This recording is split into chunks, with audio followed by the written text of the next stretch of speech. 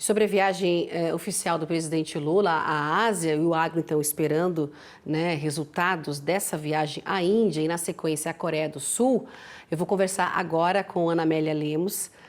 Ana chegando aqui para conversar com a gente, ex-senadora, jornalista, nossa comentarista. Muito boa noite, Ana.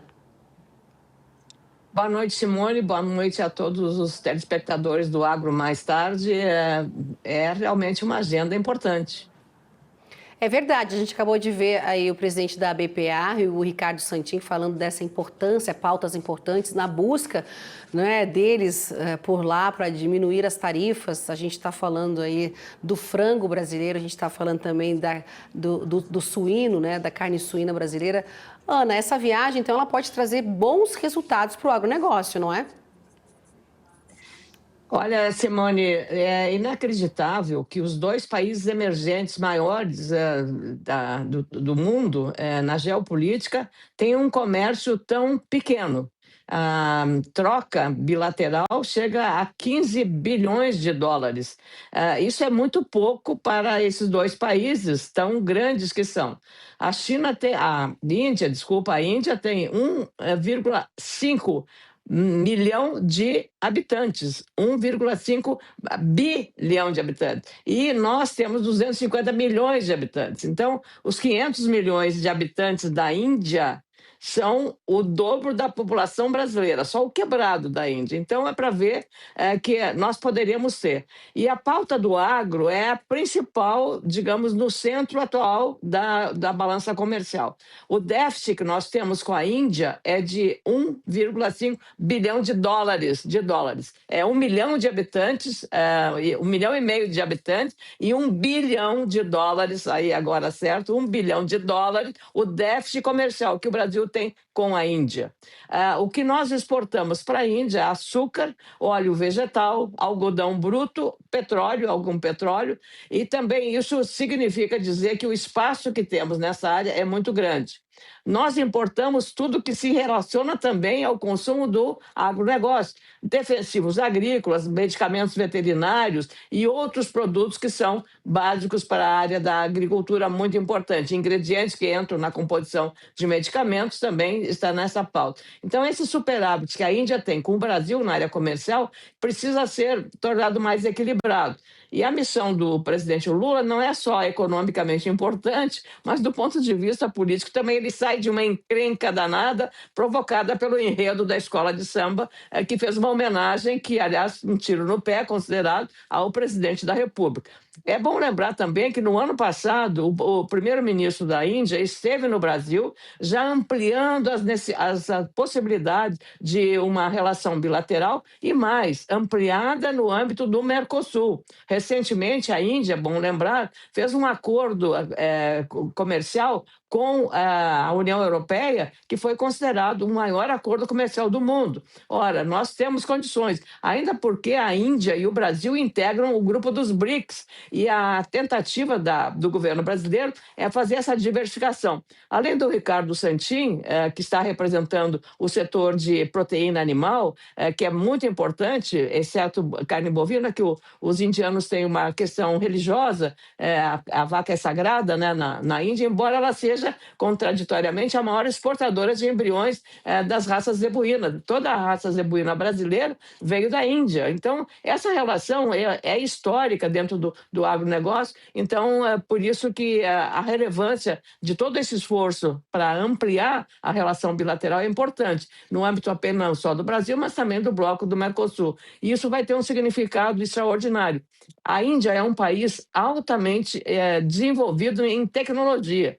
E o Brasil precisa de ter acesso, precisa ter talentos para desenvolver mais a sua indústria tecnológica, e essa parceria será estrategicamente a mais conveniente para o Brasil, por uma série de fatores. Então, é muito importante porque a Índia hoje já representa todo. Então, esses dois mercados, os interesses compartilhados, mas não é possível que esses dois países juntos representem apenas 20% de todo o comércio global dos países. Então, está entre os 10 países maiores do mundo. Então, é uma iniciativa importante, considerando os avanços que foram obtidos do ano passado para este ano, nesse esforço. O presidente Lula convidou mais de 300 empresários e não só falou aí o Ricardo Santin das possibilidades que tem para ampliar, mas precisa resolver um problema que é relativo à cota e salvaguardas que a Índia impôs.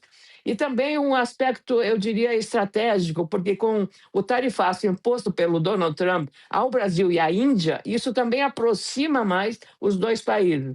E é preciso também, então, dar esse caminho de entendimento para essa aproximação. Diria também que na área de produtos de consumo, como calçados, por exemplo, a Índia é um dos maiores produtores de calçados do mundo. E a Bicalçados está presente também na comitiva do presidente Lula, porque há interesse de parcerias. Mas o presidente da entidade, Haroldo Ferreira, alerta que a China tem ainda barreiras tarifárias e comerciais, mais tarifárias do que propriamente comerciais. E é preciso, como disse o Ricardo Santin, reduzir essas barreiras para poder haver um comércio mais justo, ampliado, para que haja também um benefício para os dois lados, não é, Simone?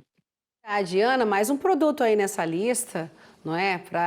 Como prioridade do Brasil, para destravar as exportações, sabe de quê? Do feijão guandu, visto como uma grande oportunidade para trazer mais renda para os nossos produtores. E Marcelo Líders, que é o presidente do Instituto Brasileiro do Feijão e Pulses, também está nessa comitiva oficial, viu, Ana? E vai explicar para a gente agora, né, por que o feijão está nessa lista aí. Vamos ver.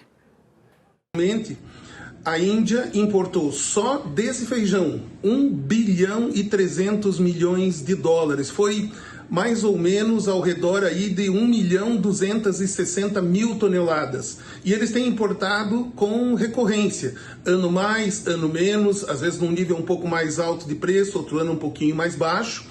Temos aí como principais países que abastecem o mercado indiano, que participam desse mercado, Malawi, Moçambique, Tanzânia e Mianmar, né, que são mercados aí que vêm abastecendo esse grande consumo que existe na Índia. E o ano passado, a nossa total exportação para a Índia chegou a 250 milhões de dólares com os vários feijões que nós temos, inclusive com o mungo preto, que é um feijão que está sendo plantado mais recentemente no Brasil. Exportamos 300 e tantas mil toneladas, ou seja, 60% da nossa exportação veio aqui para a Índia. E agora, nesse feijão que eles importaram em 2024, 1 bilhão 260 milhões de dólares, nós vamos ter a possibilidade de concorrer com esses demais países e contribuir para o abastecimento indiano. Isso vai ser uma mudança de patamar nas relações que o mercado de pulses, o mercado de feijões tem na área internacional. Isso catapulta esse mercado a ter uma importância ainda maior. Nós temos observado o aumento de consumo de feijões em países da Europa, até mesmo nos Estados Unidos, o uso de muitos feijões como base proteica, aí para o plant-based, que seria a concentração de proteína através de feijões, as diversas possibilidades que existem de industrialização. Por isso, esse tema é tão importante e nós estamos acompanhando aqui e informando vocês das novidades que provavelmente devem acontecer, uma vez que a parte técnica, a parte de discussão entre os ministérios já foi vencida, está tudo ok, e agora vem a parte negocial, a parte comercial, a parte política, que cuida de um país abre, né, como a Índia, a permissão de receber o feijão guandu do Brasil e ela vai querer uma contrapartida, ela vai querer exportar alguma coisa para o Brasil. É nesse meio que o Ministério da Agricultura agora está envolvido e que nós estamos acompanhando e assessorando na medida do possível com as informações que nós temos, acompanhando essa empreitada aqui em nome do setor produtivo de feijões do Brasil.